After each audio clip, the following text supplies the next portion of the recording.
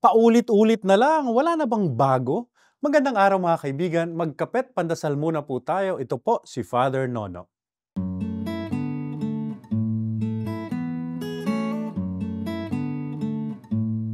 Yan po ang pahayag ng isang pare. Mula po kasi noong pandemic, natutunan niyang manood ng telenovelas. Pero pagkaraan nga po ng ilang taon, nagsawa na siya. Paulit-ulit na lang daw kasi yung kwento. Parehong drama lang daw o script. Parang pinalitan lang yung mga artista. Wala nga bang bagong kwento? At may dagdag pa siyang pagninilay. Kung ganito lang lagi ang napapanood natin, mababansot o hindi nauunlad ang ating pag-iisip, di nalalawak ang ating kamalayan.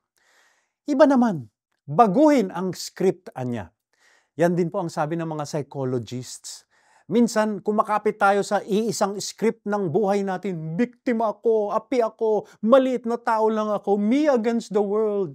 Pare-parehong script, pare-parehong drama. At kahit hirap na raw tayo sa buhay, ayaw nating bitawan ang mga paborito nating script. Anila, all it takes is to reframe your life.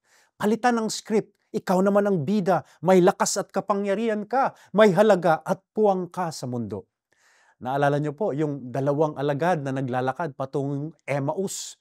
Bigong-bigo sila sa pagkamatay ni Jesus sa krus. Sinabayan sila ng isang estranghero, si Jesus, at nang malaman nito ang dahilan ng kanilang kalungkutan, anya, mali kasi ang pagbasa nyo sa mga nangyayari. Kinailangang mamatay ng Mesiyas. At binigyan niya po ng bagong interpretasyon ang banal na kasulatan at sila'y naliwanagan. In other words, pinalitan niya ang kanilang madramang script. Manalangin po tayo. Panginoon, tulungan niyo po kaming makita ang takbo ng aming buhay sa pamamagitan ng inyong mga mata. Amen.